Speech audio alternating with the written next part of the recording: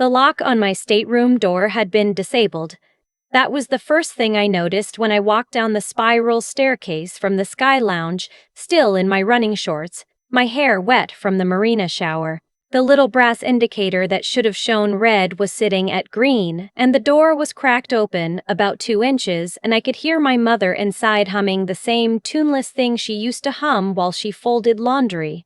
I stood there for a second on the landing with my hand on the teak railing. The yacht was rocking very gently against the bumpers. It was a Tuesday morning in late September. The marina at Bal Harbour was quiet because most of the seasonal crowd hadn't come down from the northeast yet. And I'd just come back from a 5-mile run along Collins Avenue thinking about whether to switch insurance carriers on the second hull. That was the kind of morning it was. 2 minutes earlier, I'd been thinking about insurance carriers. I pushed the door open. My father was sitting on the edge of my bed in his loafers, the same scuffed brown loafers he'd worn to my high school graduation, eating a yogurt with a spoon he must have taken from the galley. My mother was at my vanity. She had opened my jewelry drawer. She had her hand inside the velvet tray where I kept the Cartier love bracelet I bought myself the day I closed on the first vessel, and she was holding it up to the light like a woman in a department store deciding whether the color suited her. Neither of them looked up. "Oh, good, you're back," my father said. "Your brother's flight gets in at 4. We're going to need this room. You can take one of the smaller cabins downstairs." I stood in the doorway. I could feel my pulse in my throat. I hadn't seen either of them in just under 4 years. Not a Christmas card. Not a text on my birthday. The last words my mother had spoken to me in a Marriott lobby in Tampa had been, "Don't make this about you, Hadley." And now she was here, holding my bracelet, smelling like the same drugstore perfume. "How did you get on the boat?" I said. I didn't phrase it as a question. I couldn't make my voice rise at the end. My father shrugged. He set the yogurt down on my nightstand without a coaster. "We told the kid at the dock we were your parents, and it was a surprise. He let us right on. Sweet kid, by the way. Pakistani, I think. Or Indian. One of those. His name was Dev. He was 22. He'd been with me for 8 weeks and he was on his probationary period, and I knew immediately exactly what they'd done to him. They'd done the same thing to every babysitter, every camp counselor, every kid who ever worked the register at the deli on our corner. They'd pulled rank. They'd used the word family like a crowbar. My mother finally turned around. She was holding the bracelet in one hand and a tube of my under-eye cream in the other. "Hadley," she said, in that warm, syrupy voice she only used when she wanted something, "you look exhausted. Have you been sleeping? You're getting that crease again, between your eyebrows. I told you that would happen." I didn't answer her. I walked past her into the main salon and stopped. There were 6 suitcases in my living room. 6? Stacked against the entertainment console like they were waiting for a bellhop. 2 were the matching cream-colored hard shells my mother had bought at a TJ Maxx in 2007 and refused to throw away even though one of the wheels was held on with electrical tape. 2 were my father's old golf trip duffels. And 2, the largest 2, the ones with the price tags still hanging from the handles, belonged to my brother Reed. I knew because he'd monograms them. RWB in navy thread. The kind of detail a 31-year-old man with no income chooses for himself. I walked back to the doorway of my bedroom. My father was still eating the yogurt. My mother had moved on to my closet. "Where is Reed?" I said. "Like I said, his flight gets in at 4. American out of LaGuardia. We told him we'd have everything set up by then." My father scraped the bottom of the cup. "He's going through something, sweetheart. He needs a soft landing." Sweetheart. I had not been called sweetheart in this man's voice since I was 19 years old, and he was trying to convince me to sign over the savings bonds my grandmother had bought me as a baby. He'd put his arm around my shoulders in the parking lot of the credit union and called me sweetheart and explained that family money was pooled. That's how a real family worked. And Reed had a real shot with this app he was building. And didn't I want to be the kind of sister who believed in her brother? I'd signed. I was 19. I signed, and they cashed them, and Reed spent the money on a trip to Tulum and a girlfriend named Cassidy who left him in October. I have not forgotten the smell of that credit union parking lot.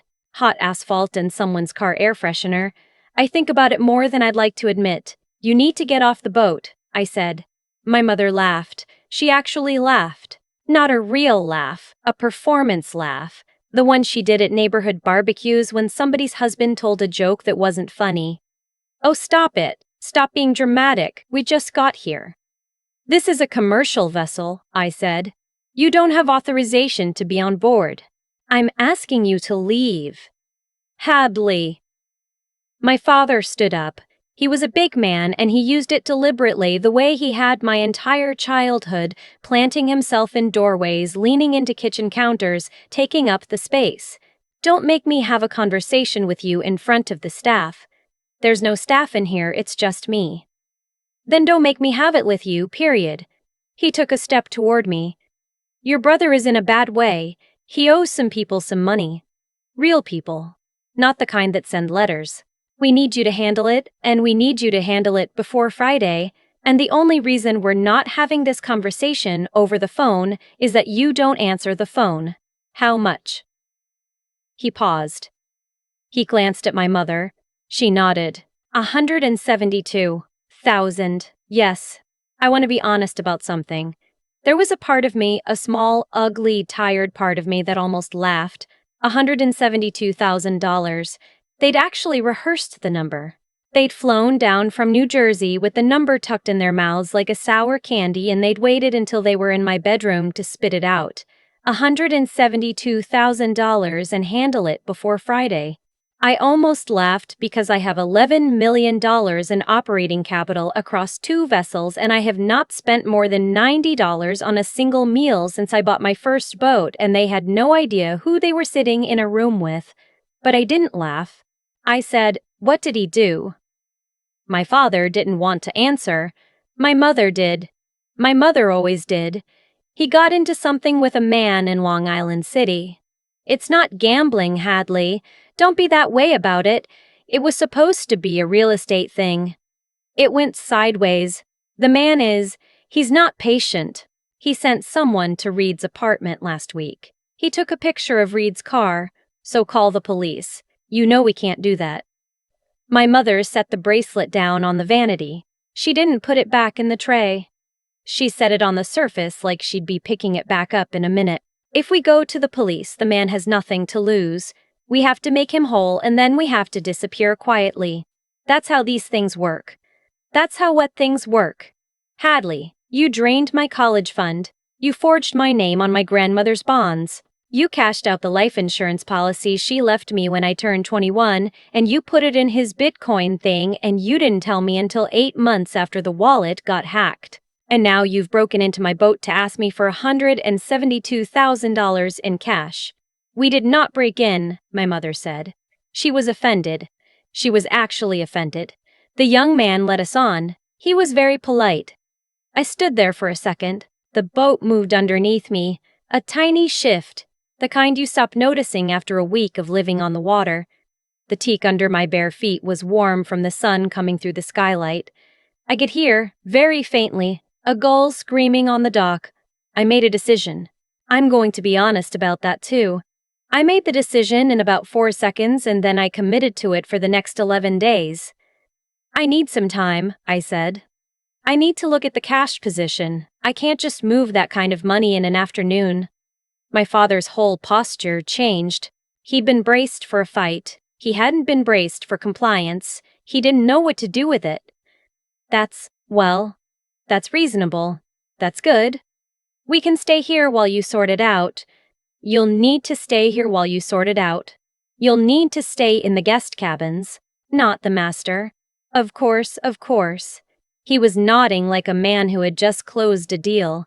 We don't want to put you out. We just need a place to be while this gets sorted. Reed can stay in the second guest cabin when he gets here. He'll appreciate that. He really will. I walked back out onto the aft deck. The sun was high enough that the white fiberglass was almost too bright to look at. Dev was standing at the bottom of the gangway with his cap in his hands again. He looked like he was going to be sick. Miss Hadley, Dev. Listen to me. You're not in trouble. I'm not going to fire you. I want you to do exactly one thing for me. I want you to go up to the bridge and pull every minute of dock camera footage from the last 6 hours, and I want you to put it on a thumb drive, and I want that thumb drive in my hand within the hour. Can you do that for me? He nodded. He nodded too many times. Go. He went. I drove inland. I went to a strip mall in Aventura, to a second-floor office above a nail salon, to my Aunt Tin. My Aunt Tin is my mother's older sister, and they have not spoken in 19 years. Since the Christmas Eve, my aunt called my mother a parasite in front of 40 people at a hotel buffet in West Orange, New Jersey. My Aunt Tin is a forensic accountant. She used to work for the SEC. She retired at 56, and now she takes on 3 or 4 clients a year, mostly women, mostly divorces, and she charges them whatever she feels like charging them on a given day. She has charged me over the years for various small consultations, a total of $0. She does not accept money from me. I send her oranges from a grove in Indian River County every February, and she keeps the cards I write on the kitchen counter for weeks. She was already at her desk when I came in. I had called her from the car. Sit down. Tell me the number. 172,000. To who? They say a private lender in Long Island City. They wouldn't give me a name. They'll give you a name. She was already pulling up something on her monitor. They always give up the name eventually. They want you to believe in the boogeyman, because the boogeyman is what makes you write the check. The second you don't write the check, the boogeyman becomes very small and very negotiable. What did your father say happened? Real estate thing that went sideways. It's never a real estate thing. Hadley, listen to me. If your brother owed money to a real lender, even a private one, even a bad one, your parents would not be on a boat in Florida. They would be in Queens with a lawyer. They are on a boat in Florida because your brother owes money to a person who is not actually that scary, and they think you'll write the check because you always write the check. They are not wrong about you historically. I know. How do you want to play this? I told her. She listened. She did not interrupt. She did not raise her eyebrows. When I was done, she sat back in her chair and she looked at me for a long time, and then she said, "You can do this. But you have to do it inside a structure that holds up. I'm going to draft you something tonight. You are going to come back here tomorrow morning and we are going to walk through every clause. Will it hold up in court? In Florida, with what you're going to get them to put on camera, Hadley. Honey, it's going to hold up in any court in any state in this country and probably in The Hague." I drove back to the marina. I didn't go straight to the boat. I stopped at a Publix and I bought 4 bottles of a Sancerre I knew my mother loved, the one she used to drink at my aunt's house before the falling out. The one she had told me, when I was 11, was the only white wine worth opening. I bought a wedge of Manchego because my father had a thing about Manchego. I bought a bag of those salted Marcona almonds. I bought a stupid lemon tart from the bakery counter.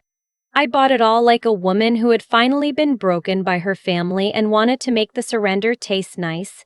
Then I called Dev from the parking lot. I told him I needed the security cameras in the main salon left on, and I needed him to make sure the audio was enabled, and I needed him to not say anything to anyone about anything until I told him otherwise. He said, "Yes, ma'am." He has called me ma'am exactly twice in his life, both that afternoon. Reed was on the boat when I got back. He had grown a beard. It was patchy.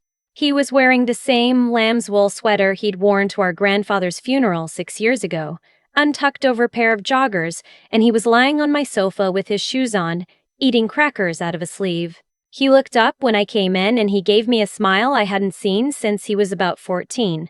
The smile he used to give me when he'd done something terrible to one of my friends and wanted me to find it funny. "Hadley Bear, get your feet off the couch." He laughed. He took his feet off the couch. He stretched his arms over his head. "You look good. You look tired, but you look good. Living the dream, huh?" I set the groceries down on the counter. My mother appeared from the galley like she'd been waiting for the sound of plastic bags. She saw the Sancerre. Her face did something complicated. "Oh, Hadley, oh, honey, you remembered." I remembered. As she started to tear up, she actually started to tear up. My mother, the woman who watched me cry in a Marriott lobby in Tampa and called me dramatic, was tearing up because I had bought her a $40 bottle of wine. There's a part of me that will never recover from how badly she wanted to be, the kind of mother she was pretending, in that moment, to have been. I opened the wine. I poured 4 glasses. I let her hug me. She smells like the perfume, and underneath it, very faintly, like the inside of a suitcase that had been in a basement. "I want to apologize," I said when we sat down. I sat across from them on the low chair, the one with my back to the kitchen, the one where the salon camera caught me in profile. I was caught off guard. I shouldn't have spoken to you that way. You're my parents. My father raised his glass an inch off the table. He did not say anything. He has never in his life apologized first, and he was not going to start. "I want to help Reed," I said. "I want to do this right. That's all we wanted, sweetheart." My father, again with the sweetheart. "That's all we ever wanted." "There's a problem, though, and I need you to bear with me because it's a tax problem and it's annoying." "Okay.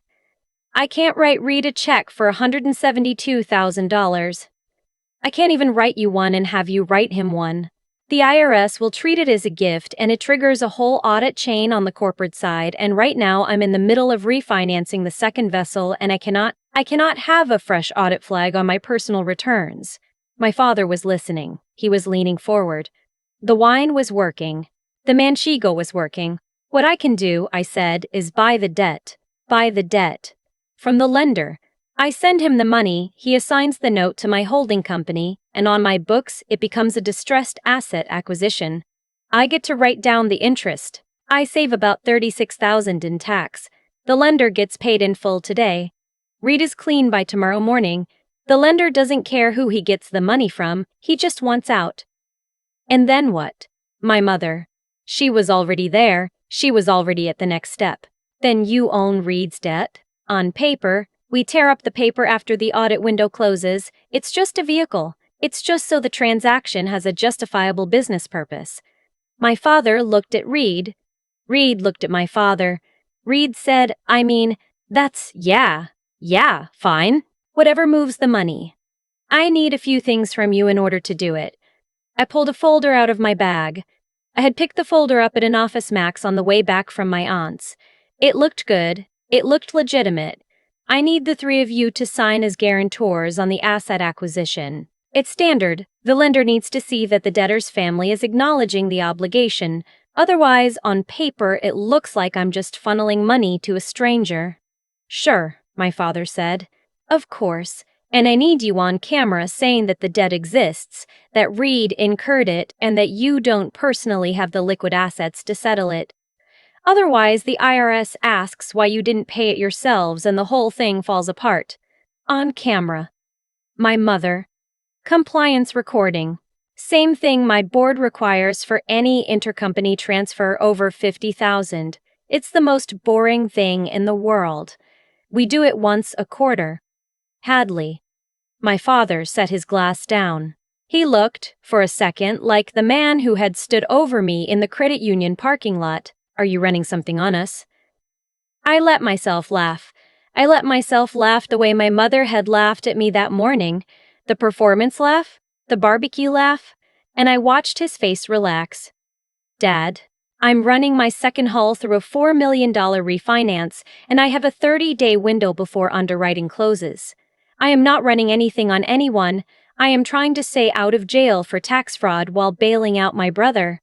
If you don't want to do it this way, I'll write the check, and I'll eat the audit, and we'll see each other at the IRS hearing. Your call." He stared at me. I let him. He picked up the pen. I propped my phone against the centerpiece, the little blue ceramic gull I'd bought at a craft market in Key Largo. I hit record. "For the record, please state your name and your relationship to the debtor." "Walter Brennan. I'm Reed's father." "Annette Brennan. I'm his mother. And please confirm that Reed Brennan, your son, currently owes $172,000 to a private lender, and that this debt is real, and that he is the sole obligor on it." "Yes." Yes, and please confirm for the IRS audit record that neither of you has the liquid assets to settle this obligation on your son's behalf at this time. Correct. We don't have it. We don't have anywhere near it. And please confirm that the family has historically pooled resources in this way so that the transaction history reflects an established pattern of intra-family financial support, which is what justifies the tax treatment we're applying here. My father waved his hand. He was on his second glass of Sansera Iori. Sure, of course we have. We always have. We cashed out Hadley's savings bonds for Reed's app in 2014. We cashed out her grandmother's policy in 2017 for his crypto fund. It's all the same pot. That's how a family works. Right, Annette. That's right, Reed. Can you confirm you were aware of and benefited from those transfers from your sister's accounts? Reed was halfway through a cracker. He looked at my father. My father nodded. Yeah, sure. I mean, I didn't ask for them, but yeah, I benefited. Thank you. That's everything I need. I stopped the recording. I slid the document across the table. It was 16 pages. It was beautifully drafted. My Aunt Hen had emailed it to me from her car in the Publix parking lot while I was buying the Manchego. None of them read it. My father skimmed the first page, signed. My mother signed where he pointed. Reed signed without looking up from his phone. I waited until all 3 signatures were on the page. Then I said, I'm not buying the debt. My father looked up, slowly. What? I bought the debt 3 hours ago. While you were unpacking, my Aunt Wen wired the lender $95,000 at 1:45 this afternoon. He sold the note to my holding company at a 55% discount because he wanted to be done with you. The note is in my name now, which means Reed does not owe a stranger $172,000. He owes me $172,000. And what you all just signed is not a guarantor acknowledgement. It is a personal guarantee. It cross-collateralizes the house in Maplewood and the rental property in Asbury Park against Reed's obligation to me. As of right now, today, the moment you confirmed on camera that you don't have the liquid assets to pay, you are in technical default. The clause triggered when Dad said the word correct. The lien attaches at midnight tonight. The salon was very quiet. You could hear the gull again. The same one or a different one on the dock. My mother said, Hadley. And the inheritance, I said. The bonds, the policy. Dad just confirmed on camera in his own voice with a date stamp and a notary watermark embedded in the file that you cashed out my grandmother's bonds in 2014 and her life insurance policy in 2017 without my knowledge or consent. He used the word we. He used the word cashed out. That's not estate planning. That's wire fraud and elder financial exploitation under New Jersey statute, and it is not subject to the statute of limitations for civil recovery because the predicate act involved forgery of a beneficiary signature, which you both already know it did, because you're the ones who forged it. I'm not going to file criminal charges. My Aunt Hen would like me to. I'm not going to, but I am going to file the civil recovery, and I am going to win it, and the judgment will be entered against the house in Maplewood, which is now also collateral for Reed's note to me, which means it's getting sold either way. My father stood up. He did not say anything for a second. He looked at the document on the table. He looked at the phone. He looked at me. You wouldn't, Walter. It was the first time in my life I'd called him Walter. I didn't recognize my own voice doing it. I already did. My mother started to cry. Not the performance cry, the other one. The one I had not seen on her face since her own mother's funeral. Reed said, Wait. I stood up. I walked to the salon panel by the door. I pressed the button that called the bridge. Dev, can you ask the dockmaster to send Port Authority to slip 41? We have 3 unauthorized passengers on the vessel and I'd like them escorted off. Yes, ma'am. Hadley. My father took a step toward me, the same step he had taken that morning. Hadley, let's talk about this. You have about 6 minutes to get your suitcases off my boat under your own power. After that, my crew is going to put them on the dock for you. I'm not interested in damaging your luggage. I'm interested in you understanding that your luggage was never welcome on this vessel. Hadley, and the wine is yours. Take the wine. I bought it for you. The Port Authority officers arrived in 4 minutes. I have the footage. I have watched it once. I do not need to watch it again. The civil suit was filed 11 days later. The default on the note triggered automatically at midnight as drafted. The lien on the Maplewood house was recorded the following Monday morning at the Essex County Clerk's office in Newark, and the property was listed in February and sold in April, and the proceeds, after the senior mortgage and the realtor's commission, covered the principal on the note, the accrued interest, the legal fees, and 3 years' worth of compounded statutory damages on the grandmother's bonds, with about $11,000 left over, which my aunt told me to donate to a women's shelter in Newark and not think about again. I did. I haven't. Reed filed for personal bankruptcy in July. The court denied discharge of the debt to my holding company on the grounds that the underlying obligation was secured and the guarantee was personally executed. His wages, when he eventually got a job at a marketing agency in Hoboken, are garnished at 15% of net for the next 9 years and 7 months. I receive a statement once a quarter. I do not open it. My accountant opens it. My mother sent me a letter in September. It came forwarded through my aunt. It was 8 pages long, handwritten on the back of a yellow legal pad, and it explained at great length how I had misunderstood everything, how she had only ever loved me, how my grandmother would be ashamed of what I had done. I read the first page. I put the rest in a drawer. The drawer is in a guest cabin I do not use. I imagine sometimes that the letter is composting itself in there. I do not call them my parents anymore. I don't call them anything. They are simply 2 people whose name appears on a judgment that pays out every 3 months into an account I do not check. My Aunt Tin came down for Thanksgiving. She brought a pecan pie from a place in Coral Gables and we ate it on the aft deck, and she told me a story about my mother at 16 that I had never heard, about a boy in a stolen car and the time my mother let my aunt take the blame for a broken window.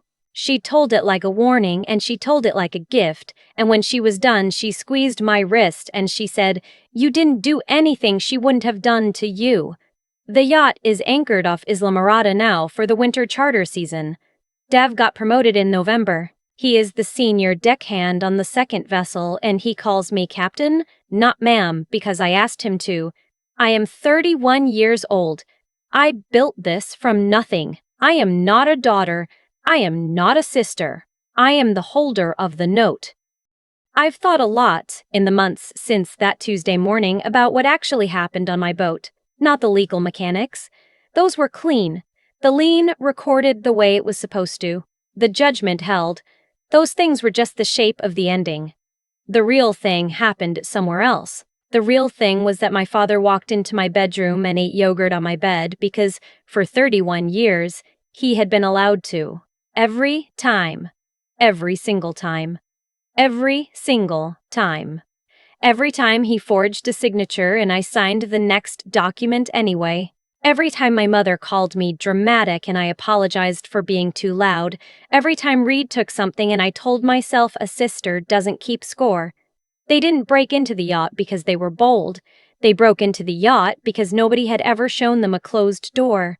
I think this is the part people miss when they hear a story like mine and they say, just call the police, just throw them off the boat. Of course you can do that, but if you do it without the paper trail, without the recording, without the lien, then in 6 months they're at someone else's door, doing it to someone else's daughter, and the only thing you've done is move the problem down the hall. I didn't want to move the problem, I wanted to end it. That took patience. It took the 4 seconds in the doorway when I decided not to laugh. It took the drive to Aventura. It took buying the Sansari I knew my mother loved and pouring it for her while she cried about a kindness I was performing. None of that was kind. I want to be honest about that. It was strategic, but it was also, in a way I'm still working out, the most honest thing I'd ever done in front of her. I was finally treating her like what she had always been, which was a person, and not a force of nature I had to survive. Here's what I keep coming back to. Character is not what you do when you're being watched. Character is what you build quietly, for years, so that when the morning comes and a man you used to call dad is eating yogurt on your bed, you have somewhere to stand. I had Antin. I had $11 million in operating capital I had earned by scrubbing decks until my hands bled. I had a deckhand named Dev who trusted me enough to follow an order he didn't understand. None of that appeared the morning Walter and Annette walked onto my boat. All of it was already there, because for 4 years, in the silence they had handed me, I had been building it. If somebody in your life has taught you that your worth is a withdrawal slip, you do not owe them another deposit. You owe yourself the slow, unglamorous work of becoming someone who cannot be taken from again. That work is the whole thing. The rest is paperwork.